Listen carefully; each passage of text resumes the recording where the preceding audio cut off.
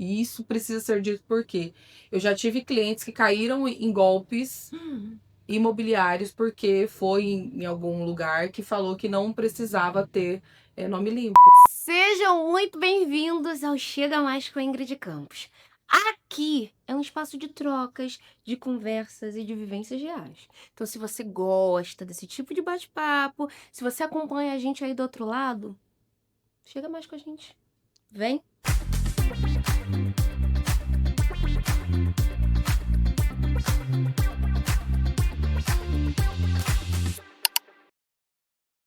Hoje nós vamos esclarecer diversas dúvidas aqui.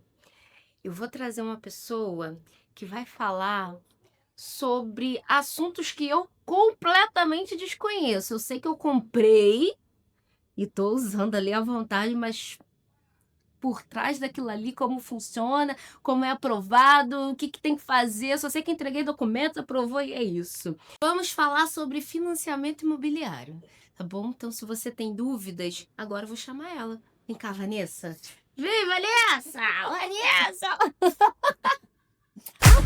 Vanessa, muito bem-vinda. Obrigada. Obrigada pelo convite. Ai, seja muito bem-vinda aqui, fica super à vontade. A gente vai falar sobre financiamento imobiliário. Mas antes de falar sobre isso, eu quero saber quem é a Vanessa. Me conta um pouquinho sobre você, vai, me conta. Bom, Vanessa, eu sou paulistana. Tô aqui no Rio há 12 anos. Carioca já, não? Já é carioca. Quase Carioca carioca. com sotaque. Carioca com sotaque. Meu sonho era conhecer o Rio, né? Tanto que Deus foi tão perfeito que me apresentou um carioca. E aí eu vim morar aqui. Eu tenho 12 anos de casada. E aí é o tempo que eu moro aqui no Rio de Janeiro. Tenho 34 anos. Estou no mercado imobiliário há 8 anos. Eu iniciei aí em 2017. E foi um presente para mim. Eu vi que a minha vida, ela deu de fato um 360 a partir do momento que eu vim morar aqui no Rio. Então o casamento me trouxe esses vários benefícios que eu tive. Rio tem praia, né, amor? Rio tem praia, né? Não, se bem que São Paulo também tem. Não posso Tem uma nem vida falar, mais mas contraída. tem, mas vamos deixar essa rivalidade de paulista e carioca, porque você é carioca já. Você Coração já tá aqui já. Isso, você é carioca 100%. Mas vem cá, você tem filhos? Tenho 2 filhos, tenho a Louise, de 10 anos, e tenho o Christian, de 19. Ai, é um meninão. Meninão! E sou casada com o Pablo Brauna, né? Que todo mundo aí já conhece. Pablo. Pablo, tô te esperando aqui, tá? Então, por favor, era pra você estar aqui, sentada aqui junto com ela, tá? Você gosta de ficar viajando? Não dá, é muita viagem. Não dá, é isso. Mas, vai, me conta. E como é que você conheceu o Pablo? Então, é uma longa história. Eu até brinco que isso daria um livro. Eu vou ter esse momento ainda de escrever esse livro. Escreve. O Pablo, eu conheci, gente, é sério, não é brincadeira. Estava eu no meu trabalho, né? No Facebook, na época não tinha Instagram. Não tinha. E aí, Orkut e Facebook. Era só Orkut e Facebook. Isso. E aí eu seguia, né, muita página de pretos. Tinha aquela preto do poder, preto de alguma coisa. Não vou lembrar a página. Tu gosta do preto. Sei que era de preto. Tu gosta. E aí eu vi uma foto do Pablo. Não tinha o perfil dele, a página postou essa foto. E eu fiquei apaixonada por aquela foto, menina. Olha, gente, eu tô curiosa pra saber como é que o Pablo tava nessa foto. Eu fiquei essa mulher se apaixonar nessa foto. Na verdade, essa foto que ele estava de uma jaqueta de couro preta, uma camiseta de boné, né? Olhando assim meio que de lado. Sempre mas não foi tinha estiloso, assim, o Pablo? Sempre foi. Claro que depois do casamento eu dei uma melhorada. Sempre melhora a vida do homem depois. Sempre melhora. E aí eu vi essa foto, fiquei apaixonada, mas eu não achei o perfil dele. Fiquei lá, tinha mais de 200 comentários, não achei. 3 dias se passaram, apareceu outra foto dele de novo na minha frente. Aí essa foto, ele já tava de regata na praia. Aí pronto. Não, pronto, aí é esse. E aí eu lendo os comentários na época, tinha um comentário que ele respondia, né? Ah, muito obrigada. Outra mulher comentou e ele respondeu. Aí eu cliquei e falei, Pablo Brauna. Aí cliquei, menina, quando eu vi, tava lá. Rio de Janeiro. Eu falei, ai. Mas o Pablo já era o Pablo Brauna de hoje, não? Não. O Pablo, quando eu conheci ele era vigilante de banco. É mesmo? Tinha nada a ver com a área que atua. Nada a ver. Já era do Crescendo ou não? Já era Já do era do Crescendo, Crescendo, porque eu só que lembro na época dele. ele tava afastado. Ah, Descobri isso Pablo. depois, ele me enganou. Mas já era do Crescendo, porque eu lembro que... Sim. Mas ele gostava já, porque ele sempre teve esse talento da música. Sim. A Ele família é irmã, toda a família, né? Pai também toca. Sim. Eles tinham uma banda, na verdade, na Uhum. época que eu conheci. Eles ainda não tinham essa banda, que era Expressão Ágape. E aí eu conheci ele assim, no Facebook. E aí eu fiquei, naquela época, quando a gente mandava um convite no Facebook, era mais delicado, não é igual agora que Sim. você sai adicionando às vezes as pessoas. Sim. Era aquele negócio. Até porque o Facebook mostrava, né? Tipo, fulano viu teu perfil. Não, o Facebook era Orkut. Ai, Acho que é não lembro. Orkut. Acho que era né? Orkut. Orkut Era mostrava, Orkut. é verdade. Tá, a gente tá muita gente Era Orkut, mostrando. muito. Tô vendo, Aí, não. aí você foi delicada, mandou uma mensagem. Não, eu só adicionei. Eu falei, vou adicionar, vou ficar curtindo as fotos ali. Vamos ver até qual momento, né? Ele vai me notar. Ele vai me notar. E aí foi nisso que eu fiquei. Eu fiquei uma semana mais ou menos curtindo, comendo aqueles comentários, né? Bem leve. Ai, que roupa bonita, que paisagem bonita. Enfim. Até que eu consegui chamar a atenção do Digníssimo. E foi aí que começou. Foram 2 longos meses de conversa. Até que eu vim no Rio. Mas ele te chamou pra vir pra cá? Pra você conhecer Não, ele? gente, foi muito engraçado na época, porque eu tinha marcado com uma amiga. Aham. Eu já estava conversando com ele. E aí uma amiga minha falou que iria vir pro Rio. Eu Aham. nunca tinha vindo no Rio. Aham. E aí eu falei assim, amiga, meu sonho é ir no Rio de Janeiro. Conhecer as Sim. praias, enfim. E agora eu estou conversando com um carioca. Uhum. E aí eu marquei de vir com ela, porque ela tinha familiares em Niterói. Aí comentei com ele na época. E aí ele falou, perfeito, quando você vier, Uhum. a gente se encontra. Marcamos. E eu comecei a falar com o Pablo em maio de 2013. Eu vim ao Rio em julho de 2013. Aí foram 2 meses mais ou menos a gente conversando. E aí acabou que a minha amiga que tinha me convidado pra vir teve que desistir da viagem em cima da hora. E aí como é que eu faço pra vir ao Rio depois disso? Eita só. Aí eu falei pra ele, olha, infelizmente eu não vou conseguir mais, né? Sim. Contei. Aí ele foi e falou assim, vamos fazer o seguinte, eu vou conversar com a minha mãe. Ó. E nisso eu já tinha feito uma busca, né? Aham, total da vida dele. Porque na obviamente. época eu Porque não trabalhava no quando a mercado. gente se apaixona, quando a gente se apaixona, se a gente quer investigar a vida de quem a gente tá Sim. apaixonada. E eu trabalhava no vai escritório de investigar. advocacia. Ah, minha então filha, tem eu fiz acesso. um check-up da vida dele, eu sabia que acesso. todo mundo, quem era todo mundo da vida dele, a irmã, o pai, a mãe, todo mundo. Ah, E aí, na época, ele falou assim, olha, meus pais são pastores, Aham. então, pra você ficar aqui em casa, eu vou precisar da autorização da minha mãe. Só. Muito bonitinha, minha sogra é maravilhosa. E aí, na época, a mãe dele deixou, ele falou, olha, tem uma amiga minha vindo ao Rio e tal. Aí contou a história, né, de fato. E aí ela deixou, vim. E aí eu fiquei na casa dele. Que já fui legal. recebida pelo pai na rodoviária. Quando eu cheguei na casa Maravilhoso. dele, já tinha uma janta pronta pra mim. Maravilhoso. Eu me apaixonei de fato, assim. Pela família. Pela família. Imagina. Foi assim, Eles a são minha sogra eu me maravilhosos. apaixonei à primeira vista. Ah. Ela é maravilhosa. Lialda e Rosa são terríveis. E aí foi assim. Aí os 5 dias que eu fiquei aqui, Pablo tava solteira há 2 meses. Eu tava solteira há 2 anos. E aí ele não queria relacionamento Não sério. queria, Inclusive porque ele tinha falou acabado- isso pra mim. Tinha acabado de terminar, né? Foi. Tava recente. E ele Vocês falou já- isso dentro da minha cara, assim. Eu também ouvi, eu falei primeiro eu te amo pro Robson. O Robson É falou muito assim, é difícil, mesmo? né? Aí foi quando eu falei. O Robson falou, tá. O Robson falou, tá pra mim. Ele Esse falou, atá mata. Olha. eu falei eu te amo pra ele. E falar tá. Ai, brincadeira, matar. né? Falou, tá bom. Esse foi pior que eu falo. Foi, Foi pior que o Pablo. tá bom, foi puxado. O Pablo meteu só na minha cara assim, não quero relacionamento sério, porque eu tô solteiro só há 2 meses. Aí eu olhei assim, não falei nada. Falei, resumindo tudo, foram 5 dias que eu fiquei aqui. No 5º dia ele me pediu em namoro. Em 3 meses ele me pediu em casamento. Em 5 meses nós casamos. Estão juntos aí até hoje. E esse ano a gente faz 12 anos de casado. Que delícia. Foi assim, foi o Pablo de fato foi uma promessa de Deus. Deus já tinha usado assim pastores, profetas naquele ano para falar que eu iria me casar.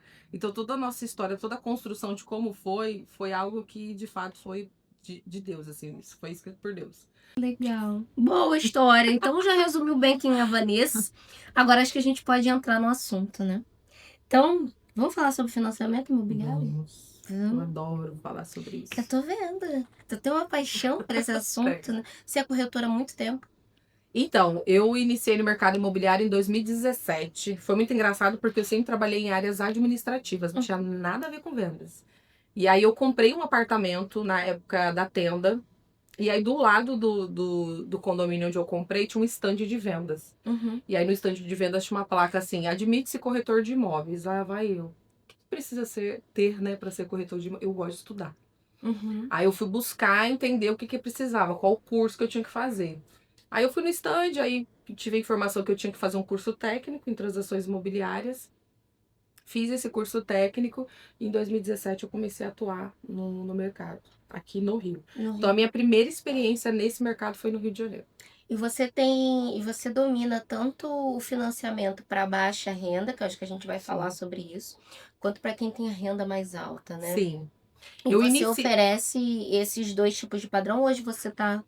Então, existem nichos, né, dentro do nosso mercado. Então, eu tenho uma gratidão eterna ao mercado econômico, que foi aonde eu comecei, eu vivenciei ali isso. Então, eu comecei como corretora no Minha Casa Minha Vida. E aí, os anos foram se passando, né, e aí eu fui aprendendo cada vez mais sobre. E aí, chegou um ponto que eu acho que eu já estava com quase 4 anos de mercado imobiliário econômico. E aí foi onde eu fiz uma decisão, né?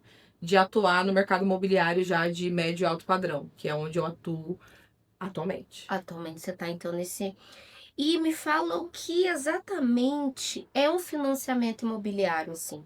O que a gente compra um imóvel, tem gente que consegue pagar à vista, mas tem gente que consegue... Como é que funciona isso? Tem o à vista, tem o financiamento, como é que funciona? Então, o financiamento, ele nada mais é do que uma compra parcelada. Igual, né? Como se a gente fosse usar um cartão de crédito. A diferença do financiamento, ela se dá onde? Quando você utiliza um financiamento para compra, o seu imóvel, né, o imóvel que você compra, ele fica atrelado ao banco que você escolheu ali como parte financiadora. Então, o banco quita esse imóvel para o vendedor, no caso, se for uma construtora, ele vai quitar esse imóvel para a construtora. Se for um imóvel usado, ele vai quitar este imóvel, vai pagar pro dono, né? E aí você fica pagando parcelado ao banco. Então você tem ali uma alienação fiduciária. Nesta alienação, este imóvel ele só passa a ser de fato teu quando você quita ele. E me fala quais são os bancos que mais aceitam esses tipos de créditos imobiliários. Então, a gente tem 2 cenários, né? A gente tem hoje o financiamento pelos bancos tradicionais, que é os bancos privados, e tem o financiamento dentro do Minha Casa Minha Vida. O do Minha Casa Minha Vida é somente a Caixa que faz essa modalidade, que é a que a gente chama de crédito associativo. Sim. Se for os bancos privados, aí é o Sistema Financeiro de Habitação, SFH.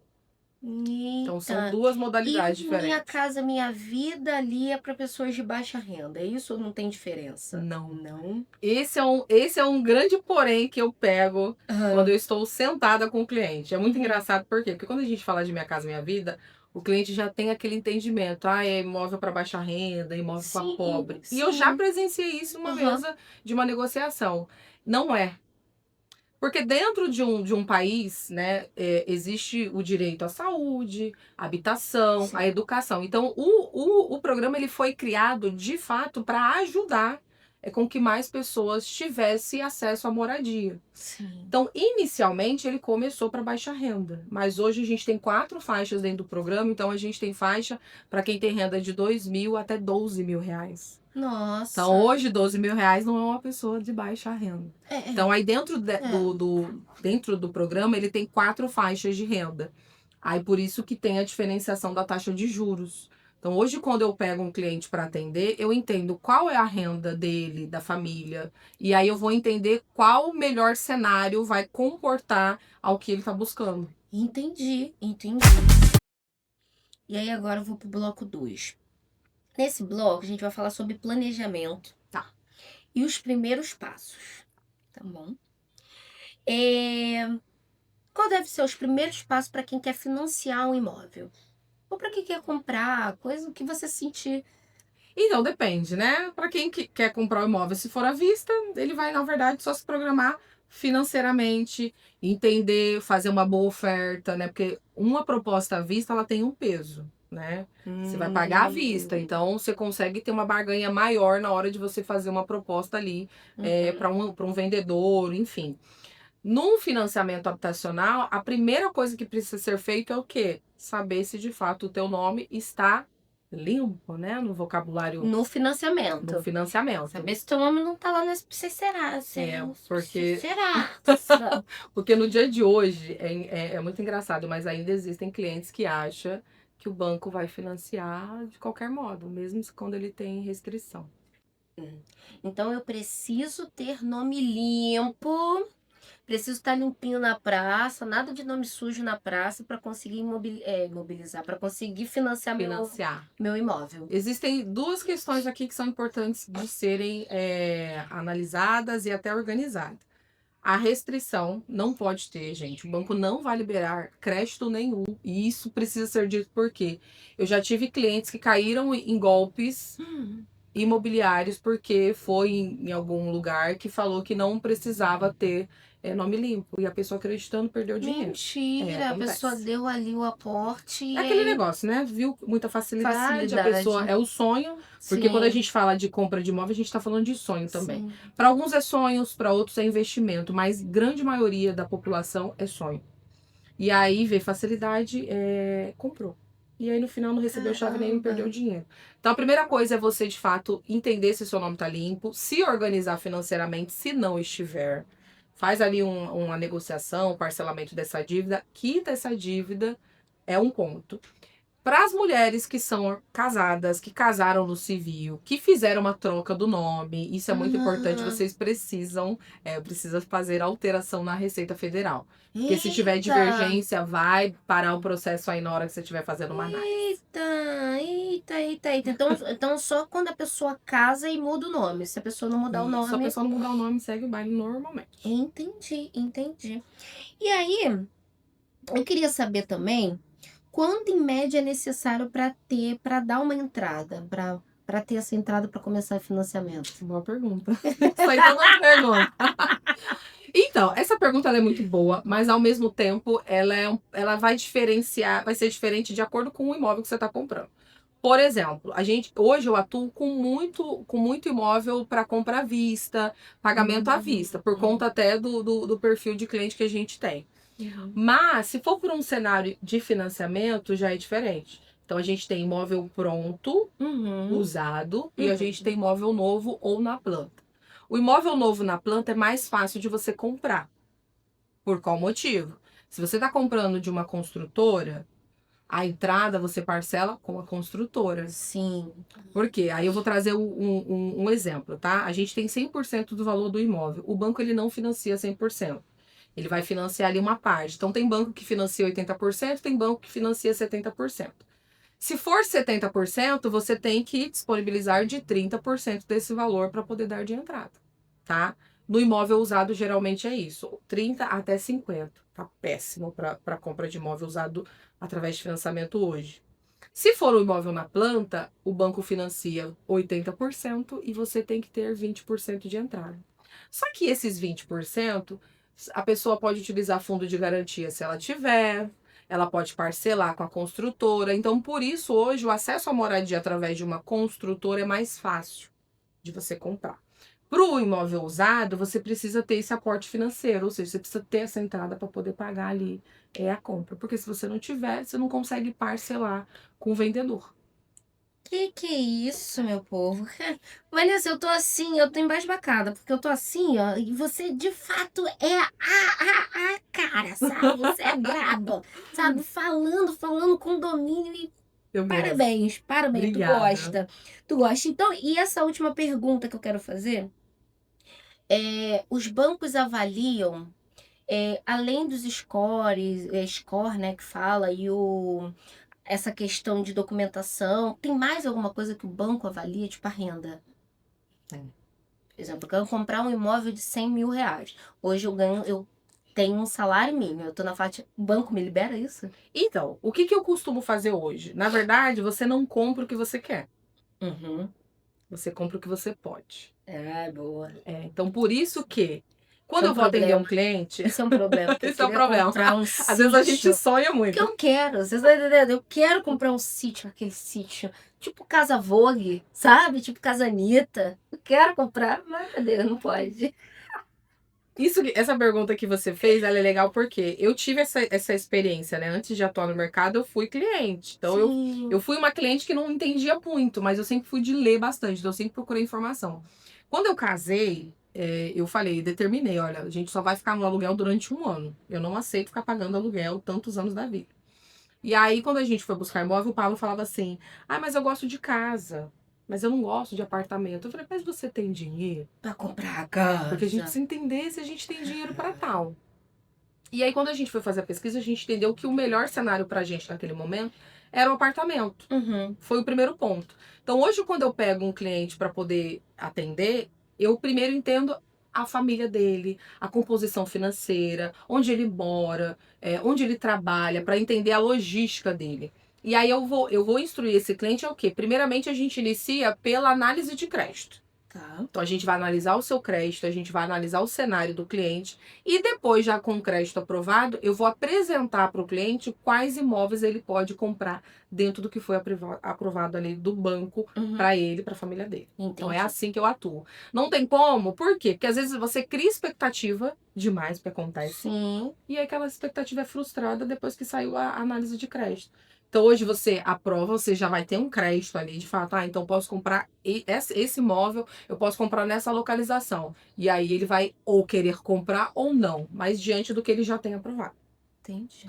Maravilhoso. Eu tô encantada, eu tô apaixonada, eu acho que eu entendo por que o Pablo se apaixonou por você. E aí, mas antes disso, eu queria fazer um comentário com você, porque agora eu tô muito usual do YouTube. E aí eu tenho acompanhado um corretor, que ele é um corretor de alta renda, não vou lembrar o nome, Felt. Felt, ele atua no Alphaville, em São Paulo. Isso. Eu sou apaixonada no canal dele. Isso, Felt. E ele trouxe eu ia falar Tamagotchi, mas não é Tamagotchi. Como é que é o nome daquele? Yuji. O Yuji. O PlayStation.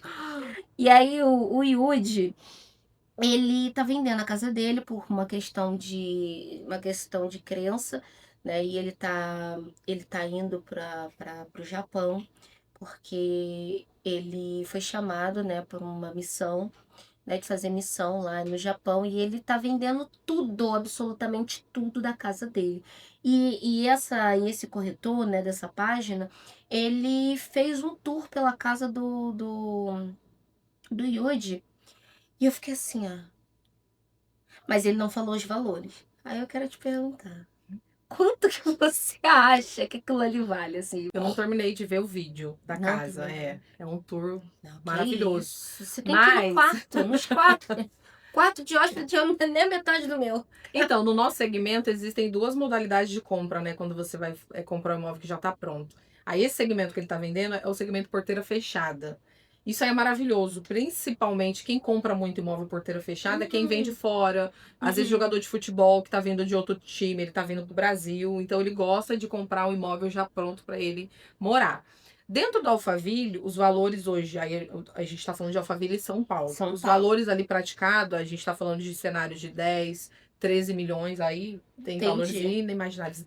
Inclusive dentro desse condomínio, tem uma casa lá avaliada em 110 milhões. Eu vi em Alphaville, 110 milhões Alphaville. Eu não terminei de ver esse vídeo da casa do Yuji. Eu precisaria, por exemplo, entender a metragem da casa, tipologia, enfim.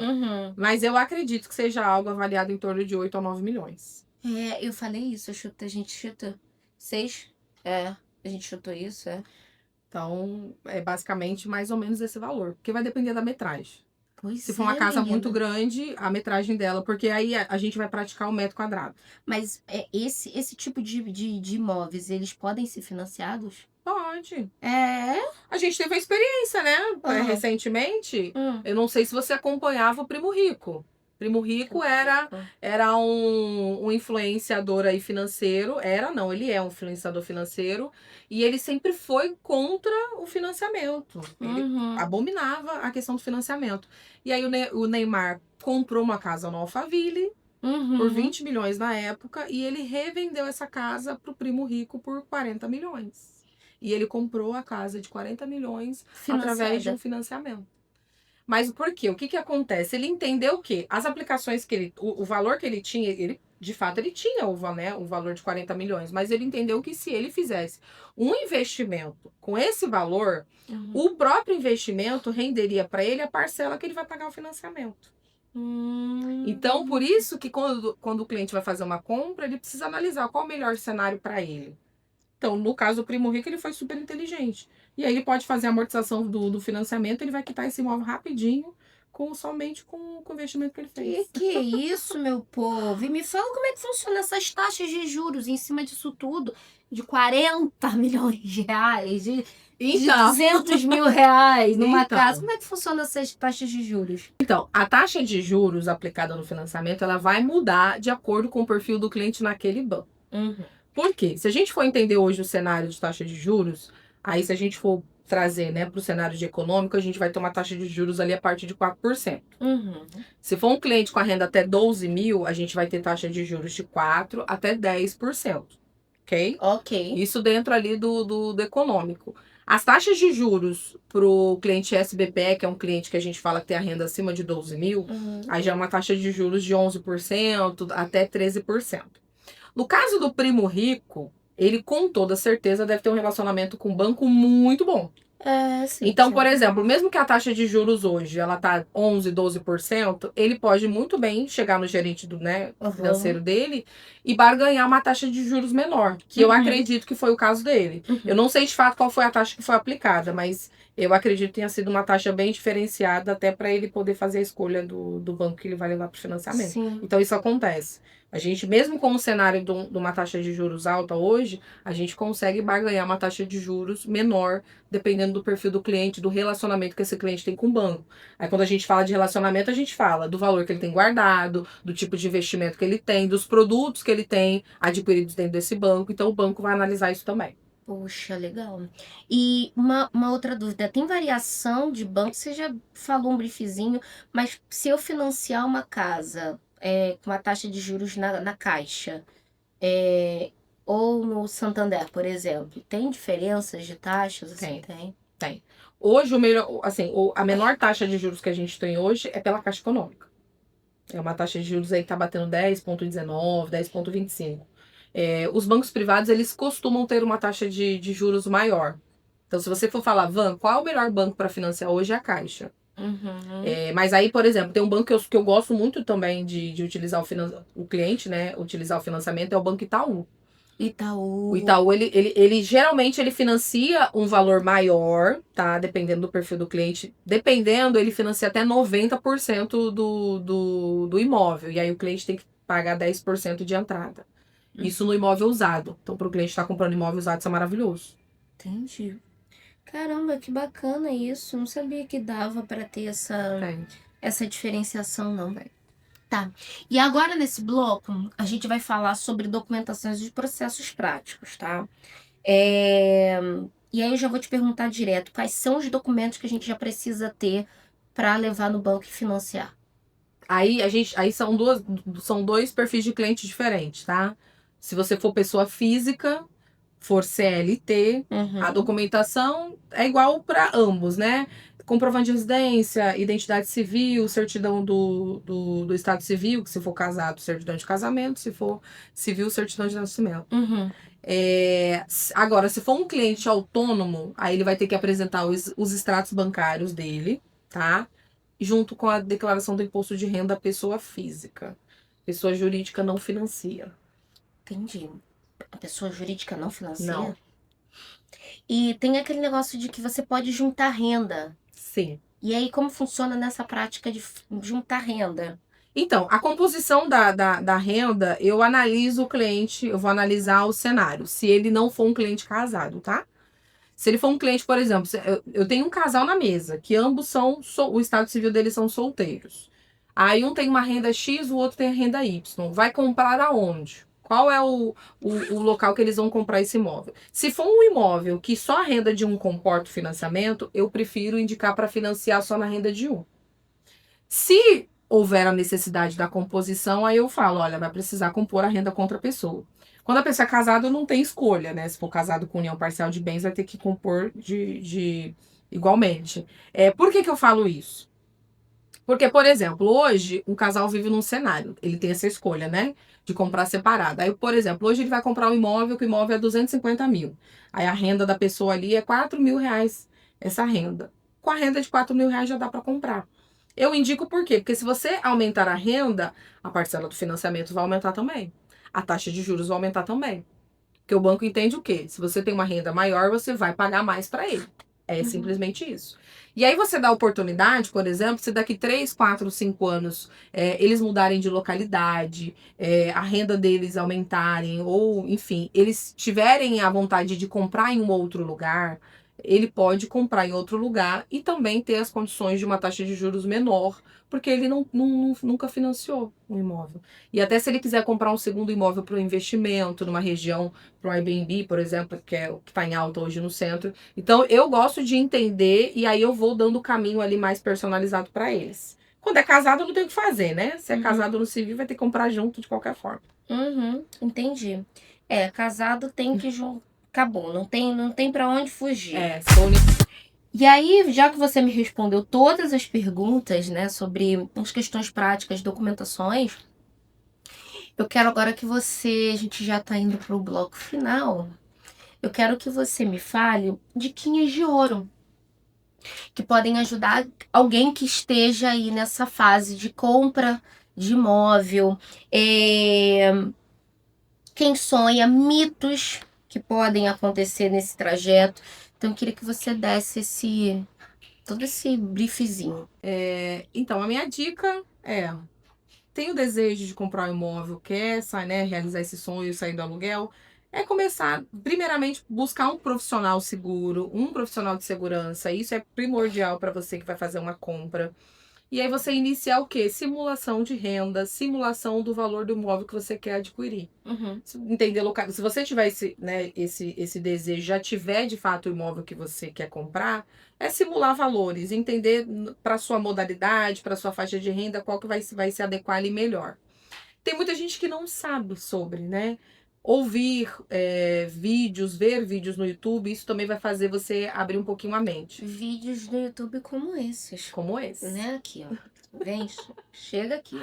E isso é muito importante. De fato, se a pessoa deseja comprar, mas ela já sabe que o nome está restrito, tem alguma pendência, é bom ela ir regularizando isso para poder, já no momento que for de fato entrar com a documentação, ela já está com essa parte organizada, porque isso aí pode ser algo que impeça ela de conseguir concretizar. Bom. E nesse meio do caminho, tem algum mito que você quer quebrar aqui agora, nesse momento? Gente, mito. Tem muita gente que fala que comprar imóvel através do financiamento não é bom. Porque existe a taxa de juros. Foi o que você falou, né? Até o Primo Rico. Tem o Primo Rico, não sei se você já viu. É muito engraçado que quando veio o Primo Rico, falando tanto do financiamento, veio o Primo Pobre. Desmistificando é isso aí, essa questão do cenário do financiamento, que foi maravilhoso. O Primo Pobre, ele viralizou através de um vídeo que ele fez sobre a amortização de financiamento. Verdade. Você tem noção, tem gente, por exemplo, hoje a gente for falar de um cenário de financiamento, se a pessoa for jovem, ela tem até 35 anos ali para poder pagar um financiamento. Então, é de 30 a 35 anos se for pessoas jovens, né? Aí a gente está falando de pessoas de 45, 48 para baixo. Se for 50, aí vai disparar um pouquinho mais na idade, vai diminuindo esse prazo. Mas aí aumenta o valor. Só que esse prazo é o prazo máximo que você pode pagar. Não necessariamente você vai quitar o seu imóvel nesse prazo. Tem gente que quita o imóvel em 5 anos, 7 anos, 8 anos, fazendo amortização. E aí o Primo Pobre veio com esse vídeo que foi fantástico. Eu, inclusive, já utilizei muito esse vídeo dele para poder mostrar para clientes meus sobre a amortização. Que é muito legal isso. Então, eu comecei nesse mundo da amortização logo assim, nos meus 3 primeiros anos no apartamento. Claro que depois eu dei uma pausa, né? E condições variam, né? De situações.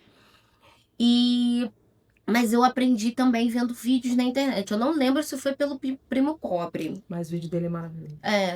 Não lembro se foi através dele, mas eu lembro que foi.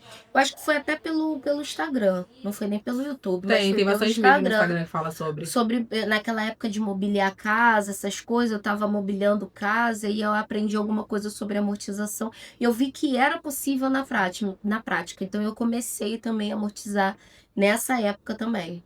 E é bem interessante, porque reduz bastante o tempo que você leva para Foi até engraçado. financiar. Depois eu acredito que tem uma cliente minha, o nome dela é Paloma. Paloma, oi Paloma. Ela era da área financeira. Você imagina, quando eu fui atender ela a primeira vez, ela veio com 3 folhas. Cheia de dúvidas. Meu Deus, igual um roteiro. Tudo que eu falava, ela rebatia. Tudo que eu falava, ela rebatia. Aí quando chegou na parte da amortização, ela, não sabia, concordo com você. E até hoje ela falou, Vanessa, tem pouco para eu poder quitar do imóvel. Ela seguiu a questão da amortização e deu super certo. Entendi. Então, o que você orienta hoje, quebrando esse mito, é que financiamento vale a pena. Vale a pena. E principalmente, e aí a gente vai ter que usar a questão da idade, né? Porque a gente, de fato, não sabe o dia de amanhã. Sim. Mas ainda mais para uma pessoa que já tem seus 50 a mais, 55, 60 anos, o financiamento, ele é algo que garante mais segurança, né? Ainda mais se for a pessoa que tem a renda maior ali, né, no imóvel. Você compra o imóvel, mas você deixa uma garantia de que se qualquer coisa acontecer com você, esse imóvel está quitado. Então, isso é uma segurança que tem que ser passada e as pessoas às vezes não sabem, porque o banco não divulga isso, tá? Não, o banco não vai divulgar essas coisas. Ele nunca vai divulgar isso. Não vai. Mas agora você tem esse vídeo que está falando aí para você saber. Ele é maravilhoso. Vanessa, é isso. Obrigada. Eu quero te agradecer assim, imensamente, porque você topou vir falar sobre esse assunto, que eu sei que é um assunto que você ama falar, Sim. que você domina. E isso é muito importante, porque a gente precisa levar isso mais para frente. Muitas pessoas aí estão sendo enganadas por falsos corretores de internet. Verdade. Tudo agora, todo mundo, de médico, de doido e de corretor, todo mundo tem um pouco, né? E também de orientador financeiro. Todo mundo tem um pouco. E aí, minha filha, lá se vai o conhecimento com tudo isso. Então a gente trouxe aqui a Vanessa, que desmistificou muitas coisas aqui, que quebrou muitos mitos e que trouxe essa realidade falando um pouco sobre financiamento, gente. Então, curta, compartilhem, se inscreva nesse canal e, ainda além disso, siga as redes sociais dela. E fala quais são as redes sociais. Super fácil, gente. @Vanessa Brauna. Só me seguir lá no Instagram para você ter várias informações sobre o mercado imobiliário. Você é ativa, então, nas redes sociais? Sou ativa. Então, acompanha ela, gente. Acompanha ela porque vocês não têm nada a perder. Vamos encerrar. E aí, aquele momentinho que a gente faz faz um. Queria falar mais. E a gente agradece aí a participação de todos vocês, assistindo até agora, com um assunto que foi muito revelador.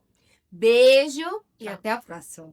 1,79 tipos, não sei o que, mas tá cheio de promoções no mercadinho aqui perto.